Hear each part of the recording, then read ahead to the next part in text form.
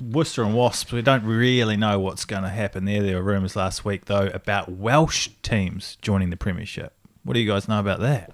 Well, first and foremost, what we do know about Worcester is they've officially gone into administration. They've stopped playing, and their two owners. And Jim aptly named one of the owners last week, Colin Goldring. He ain't Goldring, he's Brownwing. I mean, this week, and we'll come on to it later, before we get into this bit about the Welsh teams, what a pair of absolute see you next Tuesdays. They're joking, surely. Like, I know it's not a time to joke, and we are joking, Goody. Surely that's like, they've wrote that and they're thinking, we need to bring some humour into all this because it's disastrous, and they've put that out. That ain't legit, no? Well, do you reckon, I think they've been listening to you, Jim. Deny, re-accuse. So they've gone with, we tried our best, but sorry, no more of you fans wanted to come and watch us. And we're sorry that the players wouldn't take a pay cut. It's not our fault. Deny, re-accuse people. So if you're a Worcester fan, blame Jim Hamilton, because that's where they got it from. I'm sorry, but I mean, I'm also sorry for the people at Worcester because absolute shit blokes. There's no other way to put it. You've got to say what you hear and what you see, and we've got to talk about it as kind of, it's not even divisive, but it's bringing the tone down, isn't it, on what we want to be upbeat about the game that we love. But it's staring us in the face. These lads and women involved in the organisation are going through this horrible process.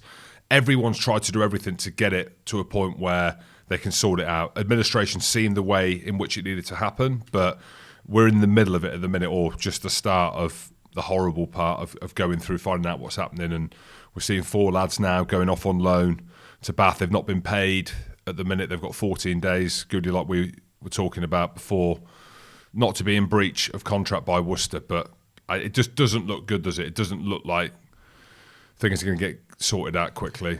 Yeah, that quickly is the word, right? Because I think it will, or we desperately hope it will get sorted. And the more you read about it, the administrators have now got powers to go and look at all the other 13 or 12 companies that are associated with Worcester where the land's been stripped out and asset stripping's gone on, where they've sold plots of land for 50 grand when it's probably worth about 3 million or whatever. And I'm just chucking numbers there, but the 50 grand one is true. So you hope that the administrators and the legal process has got the ability to recoup all the assets, and Worcester will move on under a new guise with new ownership. But quicker these cowboys are driven and ridden out of town, then it's just a disgrace what they've done in the first place, and then to back it up with that statement. And I don't want to continue on a negative, Andy, because you asked the question about the Welsh clubs. There's rumours of 2 of them joining the Prem. No, thank you, is all I'm saying. No, thank you. I know the Ospreys absolutely destroyed a Scottish team at the weekend in Glasgow, but I don't. The Premiership to me is so sacred in terms of what we're seeing at the minute, right? The Premiership is a quality league, and I personally always said that 13 teams was too many, and I got why they got rid of relegation because of the COVID pandemic. But we're sat here now. What you cannot do is just add in 2 Welsh teams and go, oh, there you go, you have a crack.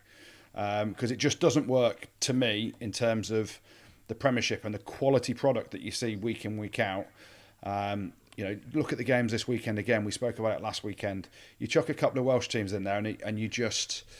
I think it divides opinion hugely, and I think it kind of dissipates the quality a little bit, because we've seen how, let's be honest, how bang average at best some of the Welsh teams have been.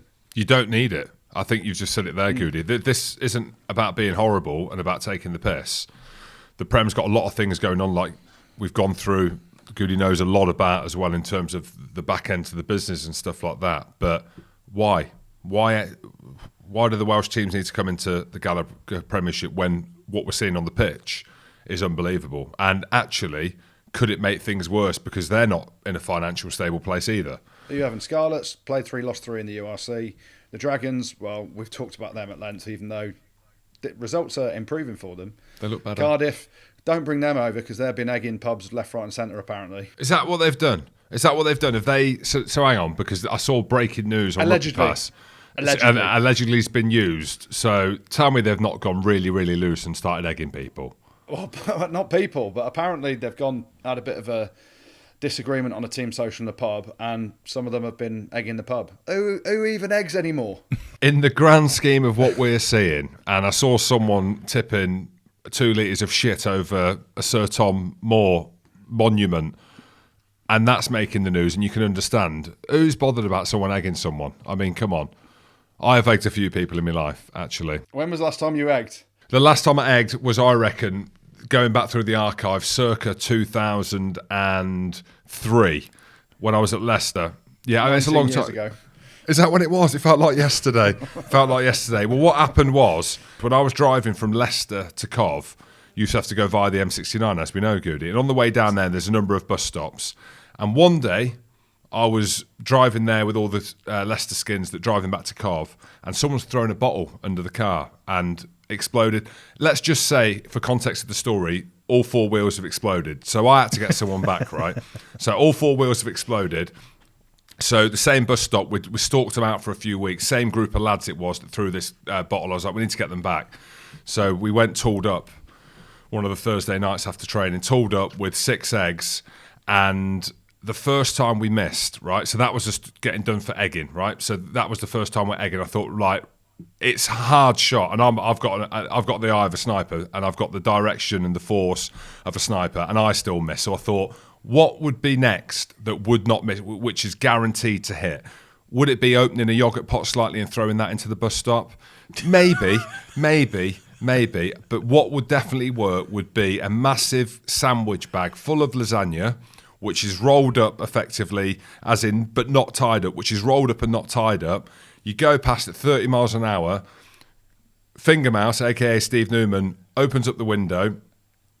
The bag gets launched into the bus stop when people are waiting to go out. I mean, it was these lads. Remember, they exploded 4 of our tyres with a glass bottle. Lasagna bag's gone in and exploded in the bus stop. Have a good night, gentlemen and ladies, and the people that are off to do their shopping at Sainsbury's. What idiot throws a bag of lasagna into a bus stop? The Covskins. And then the Ospreys as well, but it's just, I don't know. Whoever's come up with that idea, and we had a debate with BT Sport on Friday when I was up at Newcastle. Some people are like, yeah, I think it'd be great. I'm like, no. The people that think it'd be great have never played in the league and understand the actual rivalries, what it means to players to play the English Premiership, because it's a great league, and others have been sort of watered down. Look at what they did with Super Rugby. Absolute shambles, wasn't it, in the end? And it's changed again. So, I don't know, don't water down the Premiership, but if teams do go by the wayside, which we desperately hope they don't, then we've got a smaller league which will be higher quality possibly.